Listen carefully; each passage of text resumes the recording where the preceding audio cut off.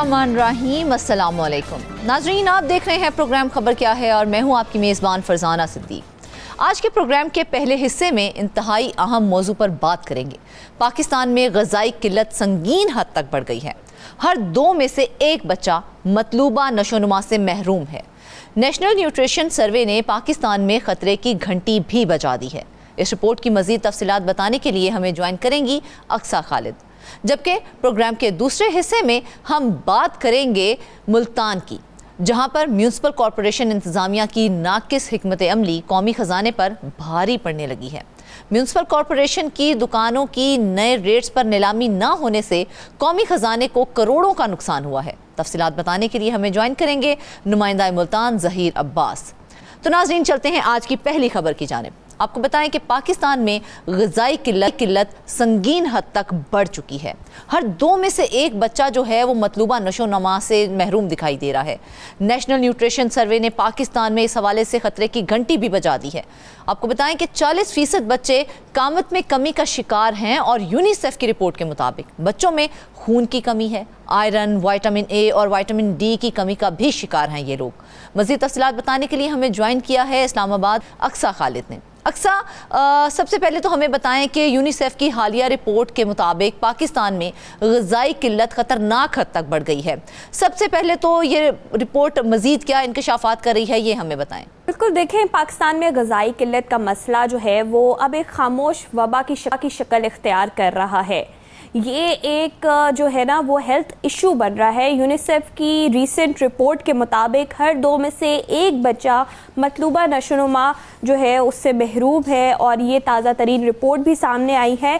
ये report basically Pakistan में बच्चों और ख़वातीन की ग़िज़ाई किल्लत का एक तफसीली जायज़ा है। इस पर बताया गया है कि अगर आप 5 बच्चों को खड़ा करें तो उसमें से 2.5 बच्चे जो है वो ग़िज़ाई किल्लत का शिकार होंगे, जो अब हद से बढ़ रही है। यूनिसेफ ने ख़तरे की घंटी भी बजा दी है, यानी इसे अलार्मिंग सिचुएशन कहा है। और साथ ये भी बताया है कि ये क्यों बढ़ रहा है कि बच्चे जो है, बहुत सारे बच्चे अपनी उम्र में उनका वेट कम है उनकी एज से, कुछ का वज़न कम है, कुछ का वज़न ज़्यादा है, पानी आलूदा है, चंद इस तरह की बीमारियां हैं जिसकी वजह से इन तमाम चीज़ों का शिकार हो रहे हैं बच्चे भी और ख़वातीन भी।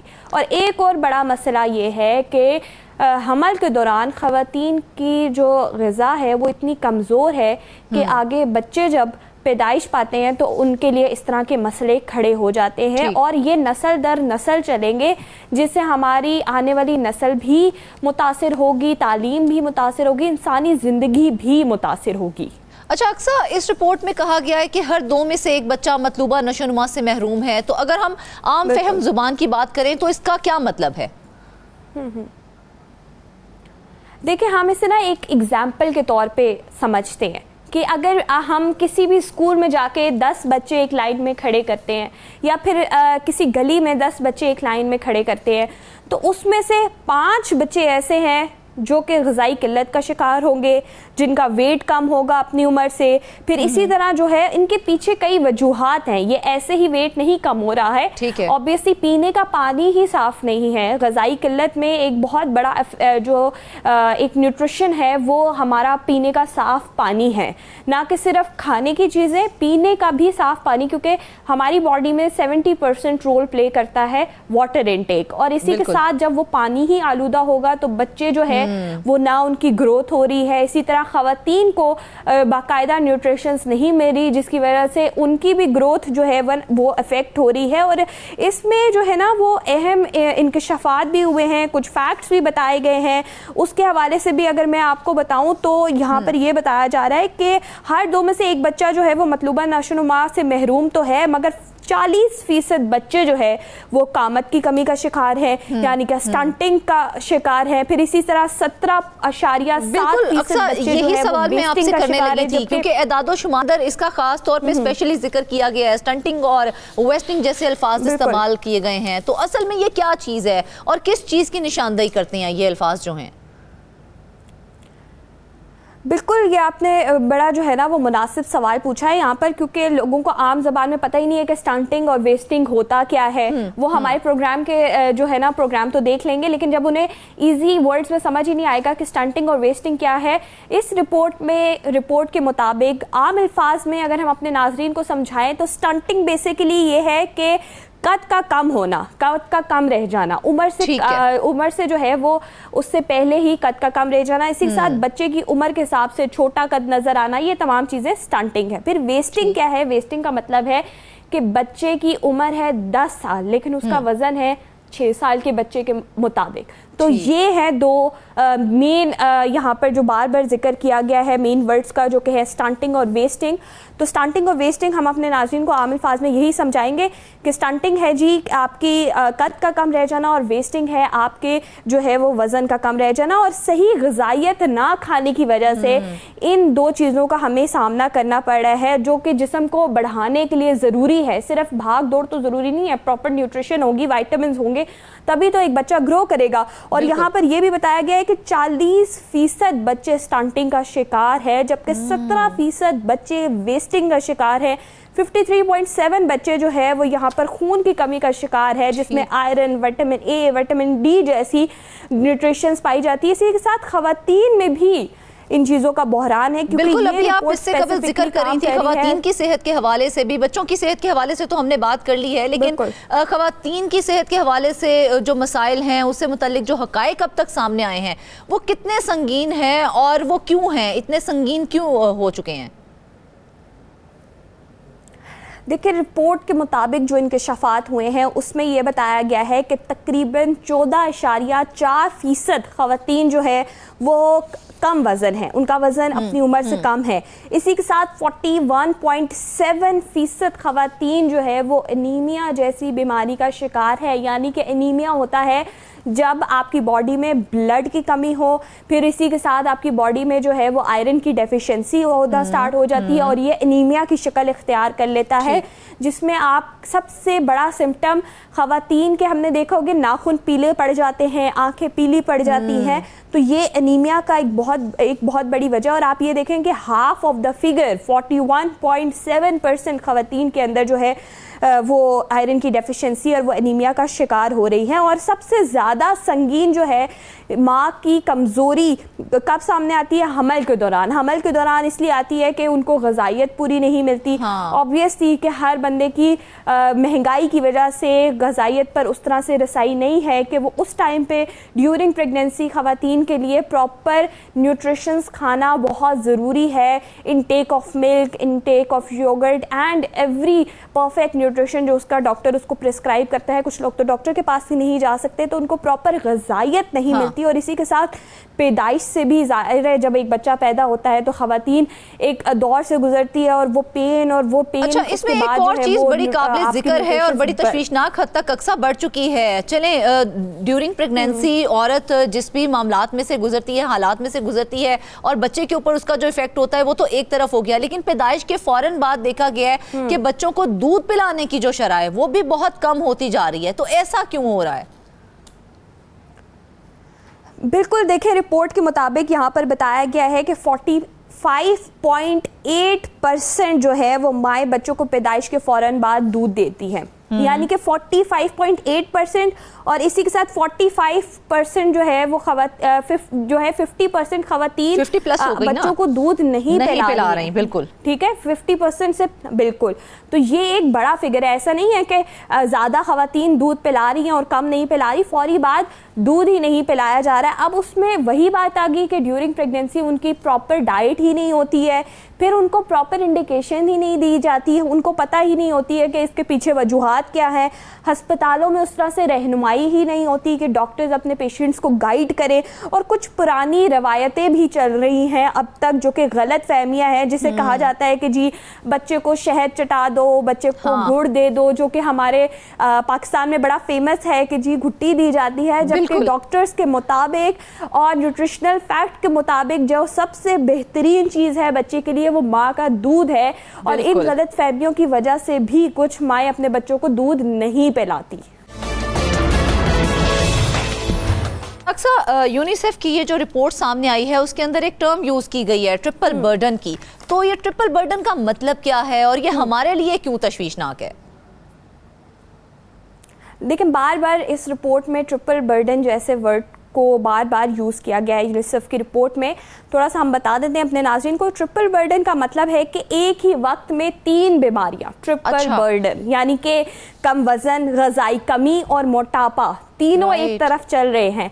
आप किसी स्पेसिफिक एजेंडा के ऊपर काम नहीं कर सकते, यानी कि कुछ बच्चे ऐसे हैं जो कि कम वज़न है उनका, अपनी एज से कम है उनकी ग्रोथ में, इसी के साथ ग़िज़ाई कमी है, ग़िज़ाई किल्लत है, हम बार बार इसको डिस्कस कर रहे हैं, मोटापे का शिकार हो रहे हैं कुछ लोग, क्योंकि आजकल बच्चे क्या कर रहे हैं, वो न्यूट्रिशनल फैक्ट्स जो है वो अपने घर से पूरे नहीं करते, जो वीट, गंदम या दूध से चीज़ें पूरी होती है, बच्चे आजकल जंक फूड की तरफ चले गए हैं, जिसकी वजह से मोटापे जैसी बीमारी जो है वो सामने आई। ये तीनों मसाइल एक साथ मौजूद हैं। ये अजीब लगता है, लेकिन जो है ना वो इसलिए होता है क्योंकि लोग ग़िज़ाई लिहाज से गैर मुतवाज़न खाने खाते हैं, और इसी के साथ जो है ना ये नतीजा, ये कुछ लोग कमज़ोर हो जाते हैं, कुछ में सिर्फ जो है वो चर्बी ज़्यादा होने लग जाती है, मगर ग़िज़ाइयत कम है। चर्बी बढ़ रही है मगर ग़िज़ाइयत कम है, और दोनों ही सूरतें सेहत के लिए जो है वो ख़तरनाक करार दी गई हैं। अच्छा, खुराक में तनों की कमी कैसे पैदा होती है और इसके मुमकिना असरात क्या हैं?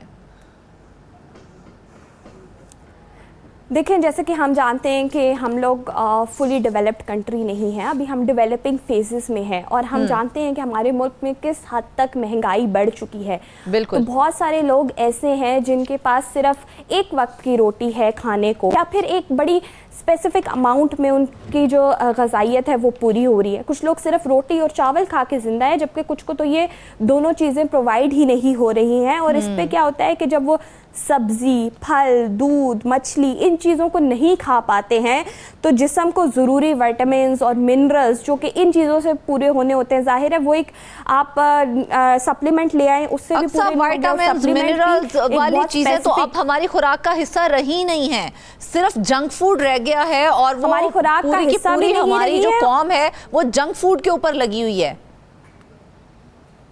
जंक फूड के ऊपर भी लगी हुई है। और जो लोग सप्लीमेंट्स खाकर ये समझते हैं कि नेचुरल फूड से वो चीज़ें पूरी नहीं हो रही, तो वो उन सप्लीमेंट से पूरी हो जाएंगी, तो ऐसा नहीं होता। सप्लीमेंट और नेचुरल फूड में ज़मीन आसमान का फ़र्क होता है।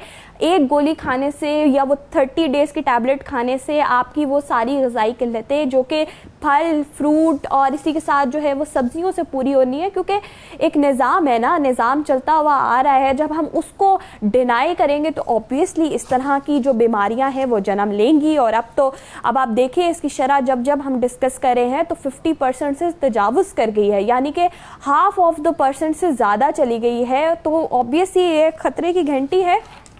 बिल्कुल। ये जो सप्लीमेंट्स हैं अक्सर ये तो किसी सूरत भी जो कुदरती विटामिन्स हैं उनका मुतबादल हो ही नहीं सकते हैं, लेकिन हम लोग सप्लीमेंट्स लेके ये समझते हैं कि हमने अपनी खुराक जो है वो पूरी कर ली है, हमने अपने अंदर जो कमियां हैं उनको पूरा कर लिया है। बिल्कुल ऐसा ही है। देखिए, इसके पीछे कुछ रीजंस भी तो है ना, कॉजेज भी है कि अब सप्लीमेंट भी एक ख़ास तबका जो है वो अफोर्ड कर सकता है। बाकी जो नहीं अफोर्ड कर सकते उनके रीजंस क्या है? रीजंस है गुर्बत है, महंगाई है, खुराक में ग़िज़ाई तनाव है, कमी है, ज़्यादा रोटी और चावल, कम सब्जियां, फल, ठीक है, प्रोटीन हम नहीं खा पाते, हर बंदा गोश्त अफोर्ड नहीं कर सकता है, हर बंदा मछली अफोर्ड नहीं कर सकता है। माँ की सेहत पर कम तवज्जो दी जाती है, जबकि वो वक्त होता है जबकि बच्चे की ग्रोथ वहाँ से स्टार्ट होती है। माँ और बच्चे दोनों के लिए न्यूट्रिशनल फैक्टर्स बहुत इंपॉर्टेंट है और दोनों को ही इग्नोर किया जाता है। दूध पिलाने की कम शरह है, अभी हमने डिस्कस किया। इसी के साथ जो है वो आलूदा पानी और गंदे माहौल से बीमारियां फैल रही हैं।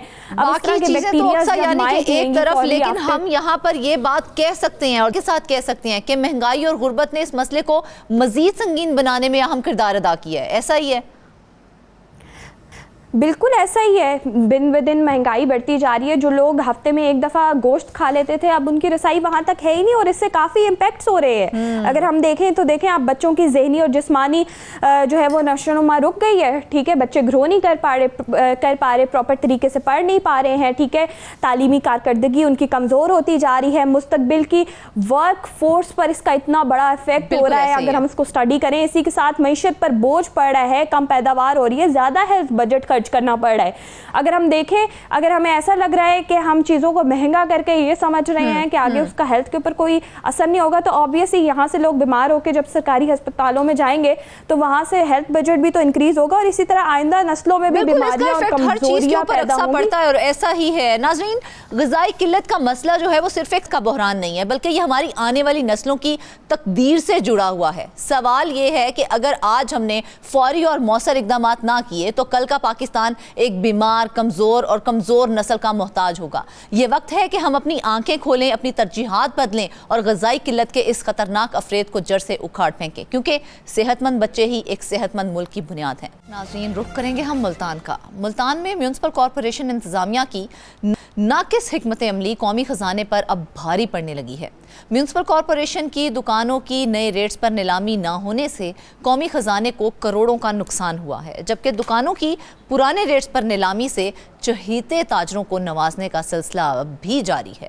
और शाहीन मार्केट के करीब वाक़या कॉरपोरेशन प्लाजे की अदम नीलामी से भी इदारा भारी रेवेन्यू से अब महरूम है। इस सब पर बात करने के लिए हमें ज्वाइन किया आइंदा मुल्तान ज़हीर अब्बास ने। ज़हीर, सबसे पहला सवाल मेरा ये है कि म्यूनिसिपल कॉरपोरेशन इंतजामिया की जानिब से दुकानों की नीलामी नए रेट्स पर ना करने की क्या वजूहात हैं, या फिर हम ये कह सकते हैं कि ये महज इंतजामी कोताही है या फिर कुछ और है, बताइएगा। जी शुक्रिया फरजाना। अगर इसको इंतजामी कोताही कहें तो ये भी बेजा ना होगा, क्योंकि आज से तकरीबन 6-7 साल पहले पंजाब हुकूमत की तरफ से वादे अहकामात दिए गए थे म्यूनसिपल कॉरपोरेशन को, जो भी बल्दियाती इदारे हैं, उनकी जितनी भी इमलाक हैं उनके पुराने रेट्स की बजाय नए रेट्स पर नीलामी की जाए, ताकि जो मुतलका इदारे हैं उनको भारी आमदन हासिल हो सके और अपने जो खर्चे हैं वो अच्छे तरीके से चला सके। अब म्यूनसिपल कॉरपोरेशन का जो सबसे बड़ा सोर्स है इनकम का, वो एक तो इनकी इमलाक से आने वाले किराए हैं, दूसरी तरफ जो इनके रेगुलेशन जो इनका शोबा है वो तजावजात के खिलाफ जो कार्रवाइयाँ करता है, तो वहाँ पे जो जुर्माने होते हैं वो भी एक आमदन का जरिया है। तो इसी तरह जो पार्किंग स्टैंड्स हैं वहाँ से आने वाली जो आमदनी है वो भी इदारे के खजाने में जाती है, इदारे के अकाउंट में जाती है। अब आप अंदाज़ा करें कि जो दुकानें हैं, दुकानों के जो रेट्स हैं वो वही हैं जो आज से 8 साल पहले थे। 8 साल पहले अगर एक दुकान का किराया 5,000 था तो वो अब भी 5,000 है। अगर एक दुकान का किराया आज से 7-8 साल पहले 10,000 था तो वो अब भी 10,000 ही है। अब 3 साल पहले ज़िला इंतजामिया की तरफ से कोशिश की गई थी कि जो नए रेट्स हैं उस पर म्यूनसिपल कॉरपोरेशन की जो दुकानें हैं उनकी नीलामी की जाए। मजमूई तौर पर अगर दुकानों की बात की जाए तो म्यूनसिपल कॉरपोरेशन की शहर के मुख्तलिफ इलाकों में 400 से ज़ायद दुकानें हैं। अच्छा। अब इन दुकानों से हासिल होने वाली आमदनी जो है वो साफ ज़ाहिर इदारे के अखराजात जो हैं वो पूरे करती हैं। हाँ। अगर इसकी नीलामी हो जाती ज़्यादा रेट्स पर तो ज़्यादा आमदन होती।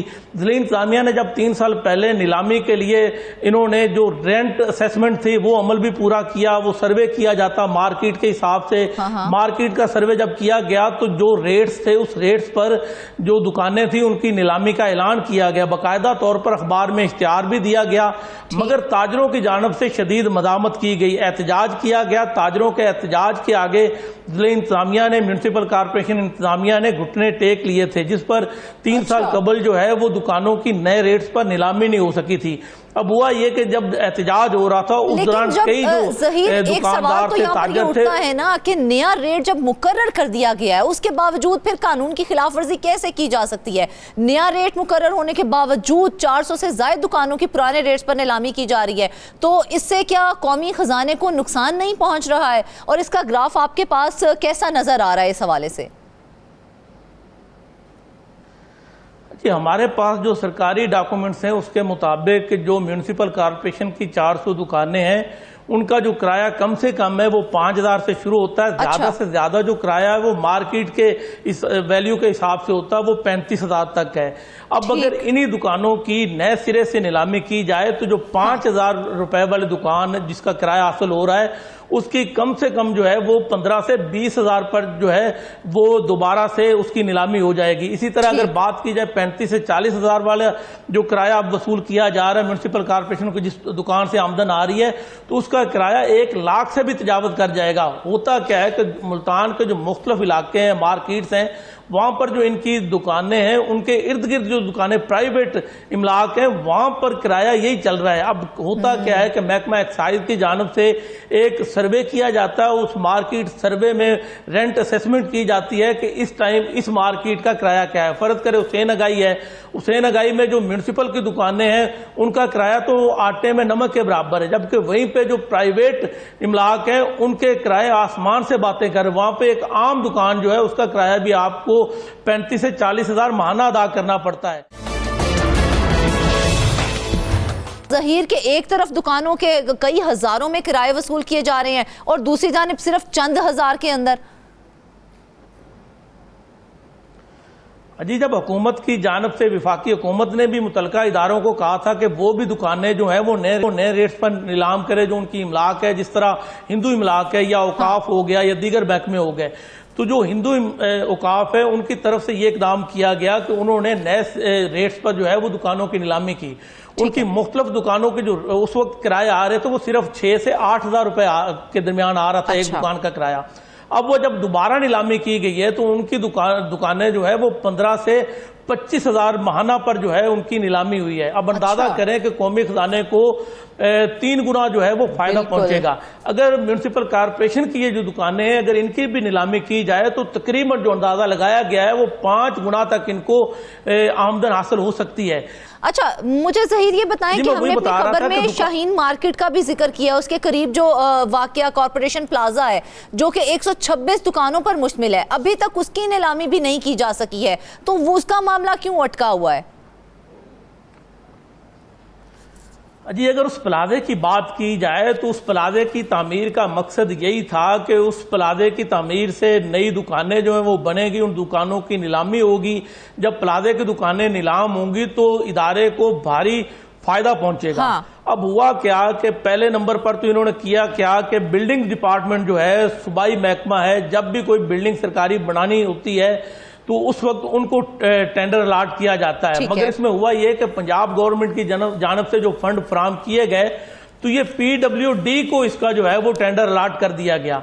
अब देखें कि जो सूबाई महकमे से काम लेना था वो विफाकी महकमे से काम लिया गया। अब PWD ने क्या किया कि 2 से 3 साल के अंदर इस प्लाजे को मुकम्मल तौर पर तैयार करना था, मगर अब 10 साल से जायद का अरसा हो चुका है, अभी भी प्लाजा मुकम्मल नहीं है। जो इमारत खड़ी है उसमें भी कई जो है तामीराती नकाइस का इंकशाफ हुआ है। आप देखें, जब भी कोई प्लाजा तामीर किया जाता है, दुकानें तामीर की जाती हैं, तो सबसे जो जरूरी होता है वो यही होता है कि नकासी आब का जो है वो सिस्टम हो, साथ साथ जो वाशरूम्स हैं वाशरूम्स भी बनाए जाएं, हवादार जो है हवा के जो आमद का सिलसिला जो है वो भी हो, ताकि हवा की क्रॉसिंग हो तो वहां पे जो दुकानदार है उनको भी आसानी हो। लाइट चली जाती है बहुत बात, तो अगर हवादार जगह नहीं होगी तो वो सांस लेना भी मुहाल हो जाएगा। तो इस तरह के तामीराती नकाइस सामने आए थे, मगर जब इस हवाले से हमारी म्यूनसिपल कॉर्पोरेशन इंतजामिया से बात हुई तो उन्होंने सारा मलबा जो है वो PWD पर डाल दिया कि इदारे ने हमें जो है जिस सूरत हाल में हमारे हैंड ओवर किया है हम उसी की नीलामी उसी बुनियाद पर चाहते हैं कि जो है जैसा है उसी बुनियाद पर इसको नीलाम किया जाएगा। मगर ताजरों ने उसी हालत में जो है वहां पर आने से इनकार कर दिया था। उन्होंने यही कहा कि हमें तमाम तर सहूलियात फराहम की जाएं, जिसके बाद हम नीलामी के अमल में हिस्सा लेंगे। अब इस प्लाजे की नीलामी होना तो ये चाहिए था कि 3-4 साल में ये प्लाजा बन जाता। अगर 3-4 साल में ये प्लाजा मुकम्मल हो जाता तो गुज़श्ता 6 साल से जो है वो इदारे को भारी आमदन आती। लेकिन अगर ये जो बहाना बनाया जा रहा था तामीराती नकाइस का और सहूलियात की अदम दस्तयाबी का, तो जो फंड्स दिए गए थे क्या अब 10 सालों के अंदर भी उन फंड्स को यूटिलाइज करके इसको कंप्लीट नहीं किया जा सकता था और जो ताजर हैं उनके जो भी उनके मामलात हैं उनको क्लियर नहीं किया जा सकता था? जी, इसमें बड़ी अफसोसनाक सूरत हाल है कि जब हमारी म्यूनसिपल कॉर्पोरेशन इंतजामिया से इस हवाले से मौक़िफ़ लेने के लिए बात हुई तो उन्होंने जो हमें बताया उनका यही कहना था कि PWD जो है वही जिम्मेदार है तमाम तर नकाइस का। उनके पास भी उसके जो असल फाइल है प्लाजे की उनके पास मौजूद ही नहीं है। अगर फाइल मौजूद हो तो उन्हें पता हो कि इस पे कितने करोड़ खर्च हो चुके हैं। रिकॉर्ड से वो फाइल ही गायब कर ली गई है। अब रिकॉर्ड के में अगर फाइल होती तो पता चलता कि भाई किस दुकान पर किस पोर्शन पर जो है वो इतनी लागत आई है। किसी किस्म का कोई सरकारी रिकॉर्ड जो है वो म्यूनसिपल कॉर्पोरेशन के पास उस प्लाजे के हवाले से नहीं है।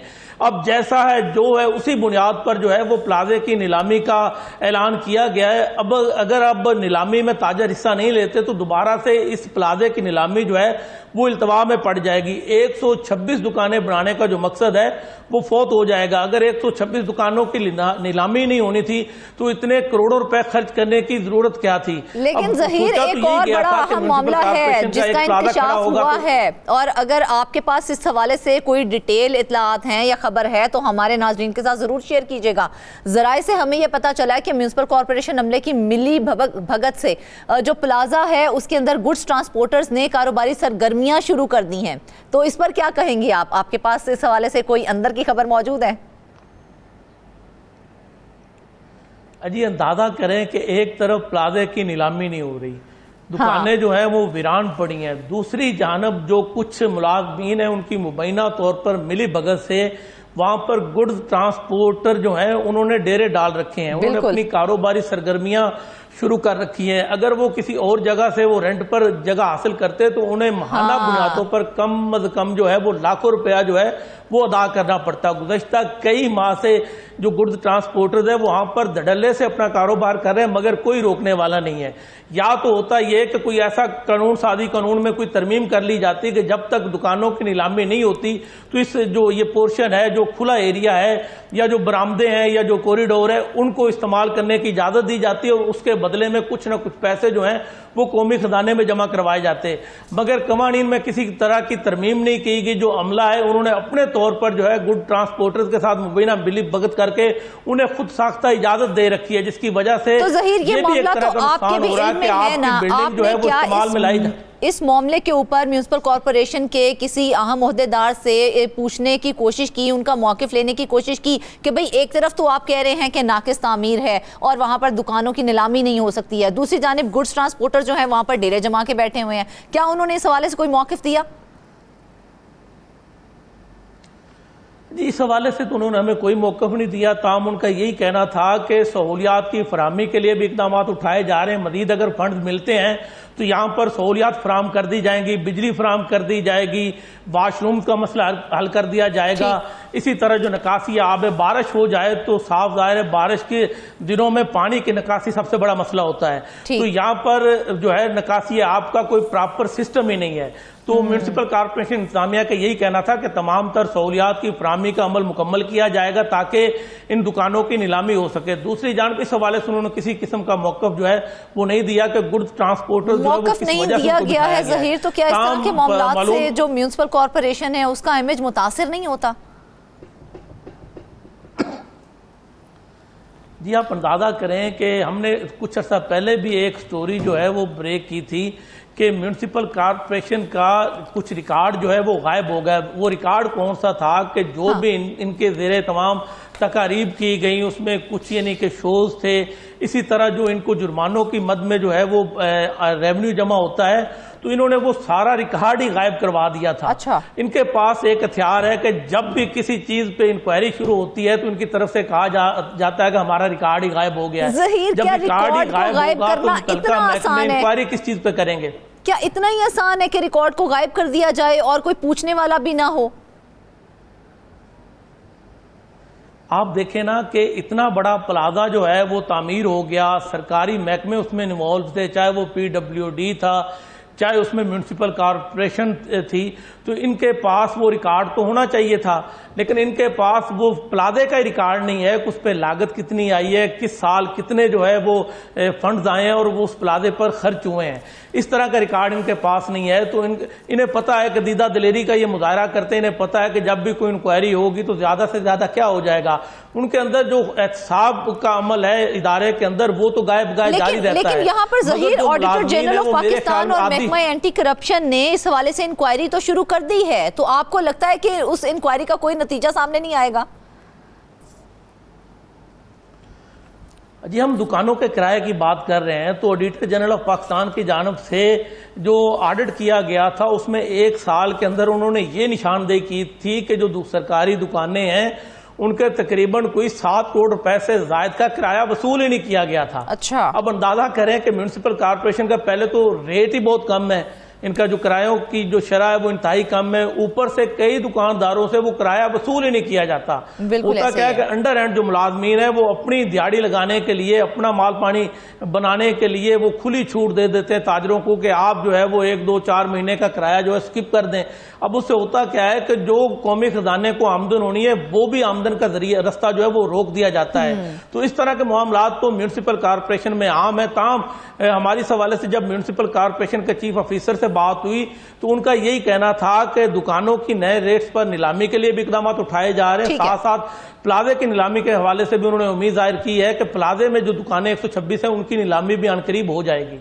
बिल्कुल, ये बहुत अच्छी बात है अगर वो इसका कोई इकदाम उठाएंगे। तो नाज़रीन, जब हम कोई मुद्दा उठाते हैं तो हमारा मकसद ही होता है कि जो मुतल्लिका हुकाम है वो इस हवाले से कोई ना कोई नोटिस लें और जो इस तरह के अनासिर हैं उनका कला कमा किया जाए। आज के प्रोग्राम से बस इतना ही। ढेर सारी दुआओं में याद रखिएगा। इजाज़त दीजिए। अल्लाह हाफ़िज़।